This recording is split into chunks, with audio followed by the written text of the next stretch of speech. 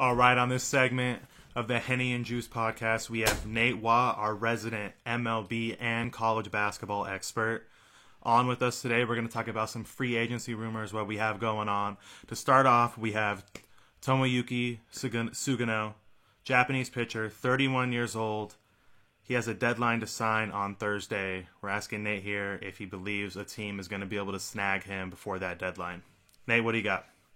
Yeah, thanks for having me on it. Really appreciate it. I do think it is fairly likely that Sugano does end up getting signed by a team before his signing deadline on Thursday. Reportedly, his former team in Japan, the Yomiuri Giants, do have a really lucrative 4-year contract on the table for him. However, overall, in terms of annual value, they can be able to get more money from MLB teams. And the two teams that have been most closely linked to him this offseason have been the Mets and the Jays. However, it is looking more and more likely, based on comments from both Mets president Sandy Alderson and owner Steve Cohen, that the Mets likely will not be paying up for Sugano. So it seems like if I had to pick a landing spot for him, the Jays seem like the most likely team. Probably on the contract, roughly around 3 years, $30 million.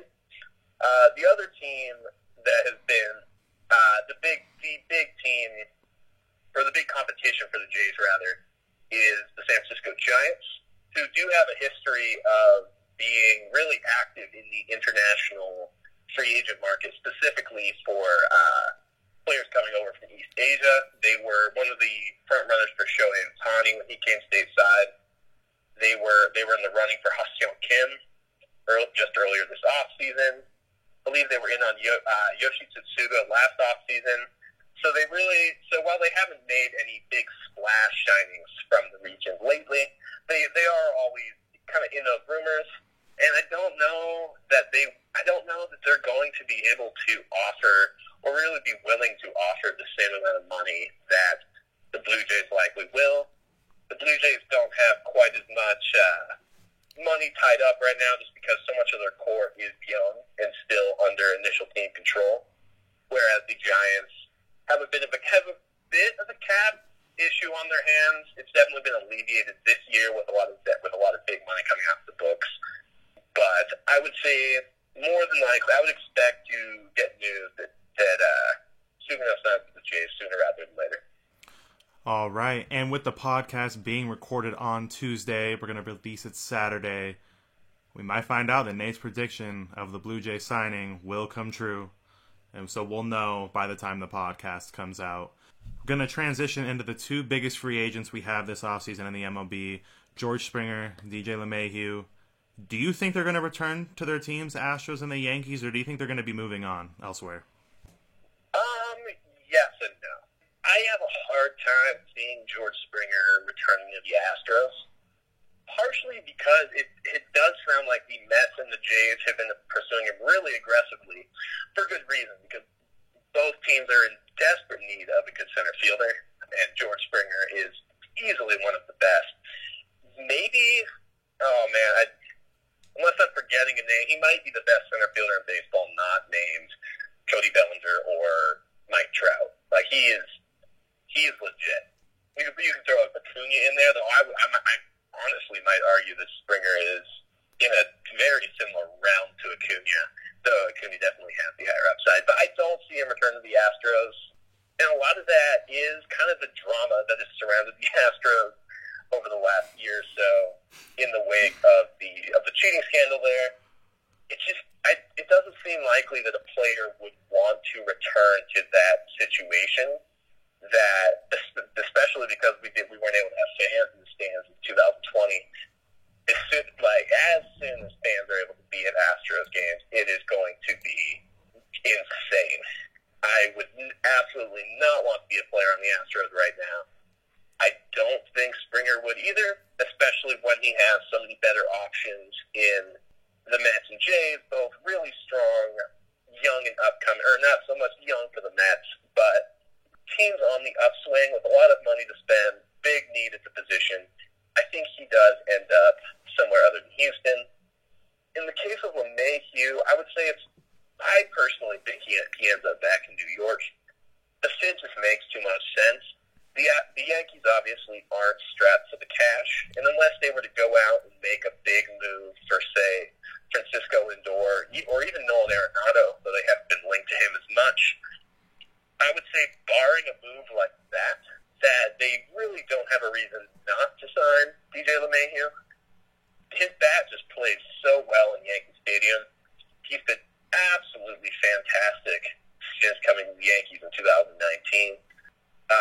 336 batting average over the course of those 2 seasons, 145 OPS plus. He has been absolutely ridiculous. Even his bounce of power that really wasn't there in Colorado. I mean, and that's really surprising. Like, Colorado plays power up so much, but being a right-handed bat, DJ LeMahieu just gets so much benefit from Yankee Stadium. So I would say it seems really likely that he ends up on the Yankees, though the Jays definitely could be another really strong free agent landing spot. It really seems like they're kind of just in on every free agent. I mean, there's rumors of linking them to Real Muto. There's even been some like Trevor Bauer talk there. The Jays just have a lot of money, a young team with some really obvious holes that it would make a lot of sense for them to go out and fill. The Dodgers have also been linked to LeMahieu, so that's definitely an option. But I think overall, the Yankees just make the most sense. It does seem like they're kind of far apart on the money right now, which could, I mean, if that goes on too long, that could kind of sour the relationship between them and LeMahieu. But I don't see. I think in the end, the Yankees cave. The Yankees fans adore DJ LeMahieu. Like, there would be a really big backlash from one of the most vocal fan bases in the entire MLB. So I think in the end, Yankees management makes the right choice, brings him back. All right, so as I said, he's the resident MLB expert. He's also the resident college basketball expert. So we're going to get over to Henny, and we're going to see what Nate's got for us for some college basketball. Yeah, so Nate's kind of wearing 2 hats on the podcast today because he recently started a college basketball blog over at tripleawaysports.com. Make sure you go check that out. And we want to do a little tournament preview. It's a little early, but one of the bigger stories this year in college basketball has been kind of the dominance of the Big Ten and truly the depth of like many of the bigger conferences. And we wanted to get Nate's insight on how that's going to affect some of the smaller conference teams that'll end up being on the bubble once we come closer to the tourney. Yeah, again, thanks for having me. Thanks for the introduction. Yeah, the Big Ten has been absolutely insane this year, and really just all of the power conferences, besides the Pac-12, because the Pac-12 is having some tough times. Most of the power conferences are looking really good this year, and really deep, mostly. Specifically with the Big Ten, I don't think it would be crazy to see 11 teams from this conference make the playoffs. Or not the playoffs, but the NCAA tournament. Nebraska's not making it in any reality. I doubt Penn State will. Honestly, I don't think 12 will make it, but it's not out of the question. If you told me any of the remaining 12 teams in the Big 12 or the Big 10 were going to make it, I would totally. The worst out of that batch is probably Northwestern, who, has shown us some really great things this year. Just a couple weeks ago, they took down Indiana, they took down Ohio State, Michigan State, started off 3-0 in Big Ten play, and they've since lost to Iowa and Michigan, but, Michigan is a top 10 team right now. Iowa has been ranked as high as number 3. Northwestern has shown that they are a legitimate competitor, and they are probably the 12th best team in the Big Ten, which is a problem for, like you said, kind of smaller conference teams, because out of the 68 spots in the tournament, 32 are auto bids from winning your conference. This year there's only 31 because the Ivy League is not participating, but at least 37 spots in the tournament as for at-large bids, or just teams that have to make it on the strength of their resume alone. And the problem with the power conferences being so deep is that they are going to eat up. Granted, every year they eat up most of the at bids or the at-large spots.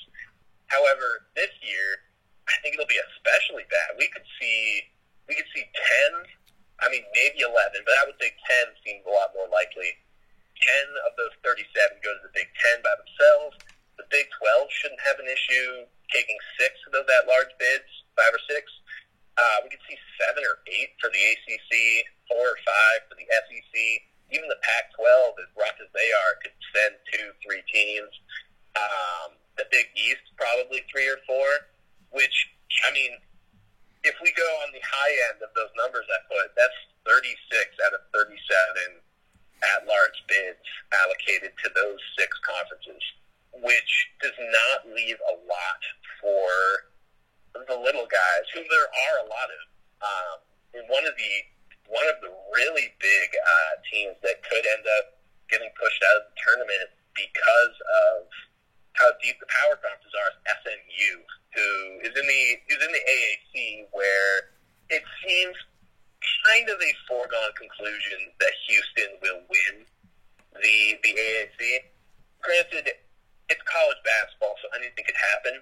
It's entirely possible the team that isn't Houston wins the AAC tournament. But right now, I mean, SMU, probably the second best team in the AAC, and Houston beat them by 14 2 days ago. So I don't see SMU being able to get that auto bid. So they really will then have to try to get in on the strength of the resume, which isn't a battle they're going to be able to win against so many of those power conference teams, specifically the Big Ten, where they're all playing each other, and when everybody is good, that's a really big problem. Because let's look at Northwestern. Like, Northwestern could have the most average resume imaginable the rest of the way, but they still have wins over ranked, at the time, top 10 Michigan State, Ohio State, a ranked team. Indiana should have been, and it's very likely that they are going to pull out a few more of those ranked wins over the course of Big Ten play. And when it comes down to it, if they are going up against SMU for one of those last spots, SMU's best win so far has been Dayton, who is not a bad team, but they just lost to Fordham today, which is not ideal. Even by KenPom metrics, they're on top of the team, but they're not fantastic. And SMU only beat them by 2. But beyond that, they beat Sam Houston State, Houston Baptist, East Carolina, Temple, and because they play in the AAC, which is not a great conference, there's good teams there, but not teams that are going to be able to give them the edge over power conference teams, unless they were to pull off a miracle on January 31st against Houston in Houston. The best wins they can hope to get are beating Memphis, who not very, very, very disappointing this year. Like, they would be considered a quality win, but not by a lot. Like, they're not. You can't really compare them to even Northwestern is probably a better team than Memphis. So that's the 12th team in the Big Ten versus arguably the third best team in the AAC. Yeah. And beyond that, it's just kind of true of any of the small conferences, and especially the AAC isn't a big or great conference, but it still has Memphis, Houston. Even Tulsa has done some good things this year. Cincinnati, Wichita State are tournament staples. There's good teams there, but for teams like Marshall and Western Kentucky is another one where one of those two seems pretty likely to win the Conference USA Championship, which would leave the other in a tough situation because you're not getting a whole lot of quality wins that are going to blow away the committee in Conference USA. For instance, Marshall, by KenPom metrics so far, their best win this year has been Wright State. And they played 2 games against Western Kentucky in conference play, but beyond that, they beat North Texas, Old Dominion, Florida Atlantic. Like, they didn't have the non-conference resume to prop up what would be a really weak in-conference resume just by virue of the conference they play in, and that's a really big problem. Western Kentucky, though, does have a bit of an advantage on them there, because they do have some bigger wins earlier in the year. They beat an Alabama team, which is looking really fantastic right now. They beat a disappointing but still decent Rhode Island team. They beat Memphis earlier this year. They played West Virginia really close early on. So in theory, if they were to do really, really well in their conference play, they would have a better chance than most of pulling out one of those at-large bids. But at the end of the day, again, stacking it against an ACC team or a Big Ten team who, for the most part, have stronger out-of-conference, in a lot of cases, stronger out-of-conference schedules, but also just infinitely better conference schedules to stack up against them. The Missouri Valley Conference with Drake and Loyola Chicago, one of those two is going to win the Missouri Valley Conference championship, but even though they are arguably better than whatever random power conference teams make it, both those teams deserve it. Like, if the tournament happened today, both Drake and Loyola Chicago deserve to be in. But I don't think both are going to be able to, just because of the kind of competition they have to face up against. The WCC has a couple teams in BYU and St. Mary's who are kind of fringe tournament teams, to be fair. Like, neither of the I'm not trying to die on the hill that BYU or St. Mary's are teams that absolutely deserve to be in the tournament, but they're teams that should be in the tournament, and they sure as hell are not winning the WCC championship unless, like, it would take angels in the outfield levels of whatever to somehow let them beat Gonzaga. But they're probably out of luck because, one, they've had some kind of tough luck with out-of-conference stuff. BYU had a loss to Boise State earlier this year, which isn't a bad loss necessarily, but it doesn't look great, especially at the end of the year. Heck, Boise State actually also a team that could potentially be kind of pushed out of the bubble. I don't think that they are going to be one of the stronger contenders, but they could be. But BYU and St. Mary's have some trouble if they can't somehow beat Gonzaga. Davidson and Richmond in the Atlantic 10. Technically, both of those teams could probably contend for the Atlantic 10 championship. I don't think St. Louis is like an unovercomable. I'm sure there's a better indomitable. They're not an indomitable opponent. And St. Louis, if they were to lose the A10, they probably would be pretty much an auto at-large bid kind of team. They are very, very good. But Davidson and Richmond, two teams that arguably deserve to make the tournament, probably won't unless they somehow beat St. Louis. Yeah, and then we're going to see a lot of, I don't necessarily want to say mediocre, because a lot of these teams aren't necessarily bad, but they're going to be power conference teams that probably aren't better than their non-power contemporaries who end up in the tournament just by virtue of their schedules. Oklahoma and Oklahoma State are two strong examples, in my opinion, where I'm not 100% convinced that they are better than, say, St. Louis, or not St. Louis is a bad example, than like SMU. I would probably take SMU over Oklahoma State or Oklahoma, if we're being honest. But at the end of the day, Oklahoma State already has a win against Texas Tech. And that's to say nothing of all the other Big 12 teams they're going to get to play this year, potentially pull a win out.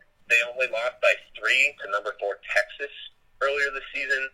They lost by 3 to West Virginia yesterday, who had been a top 15 team. Like, we're going to see a lot of mediocre-ish power conference teams who are just who are going to do really poorly in the first round of the tournament.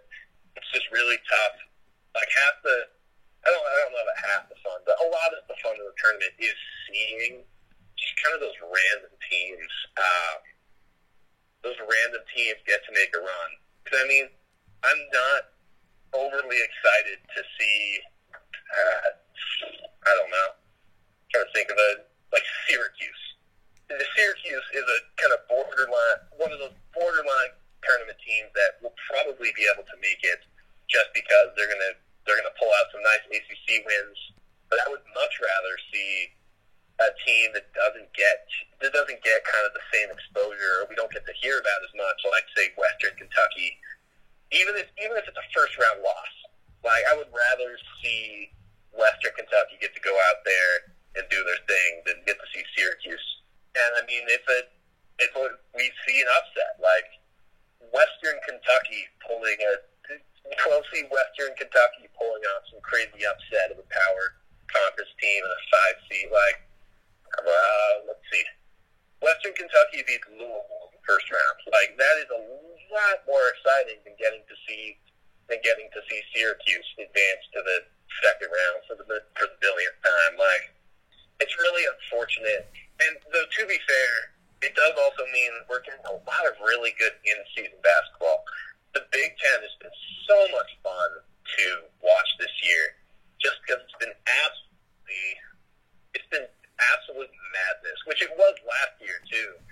And I think some people kind of expected that to die down a little bit, but it has been just as turbulent as ever. Minnesota is kind of the most emblematic team of that, where Minnesota was not really a team on people's radars for the most part. They're one of those teams where people are like, oh yeah, they could be solid. They'll make a little bit of noise, but no one was expecting Minnesota to be 10-2 at this point. Wins over Iowa, Michigan State, Ohio State, St. Louis too, who's arguably just as quality a win as especially Michigan State, but even Ohio State. Seeing Minnesota just like randomly pop off and have established themselves as one of the more exciting teams in college basketball to watch right now. They have so much fun, and the Big Ten is an entire conference of Minnesotas, and it's great. Purdue, another team where Purdue hasn't quite gotten the level of exposure or hype that Minnesota has, just because their record is not. They've had some ugly losses, but they're a really good team. They beat a really great Maryland team. They beat Ohio State earlier this year. Like, the Big Ten is very fun, and even though it will probably come at the expense of some of those smaller conference teams come tournament time, arguably the level of basketball we've gotten to see this year from that conference kind of makes up for it. Yeah. All right, so we're going to cut it off there. Once again, we want to say how much we appreciate it, Nate, for coming on and educating us. And make sure to go check out tripleawaysports.com. That's Nate's blog. And Nate, thanks again. Yeah, thank you, Nate. Thank you very much. Thank you. Have a good one, man.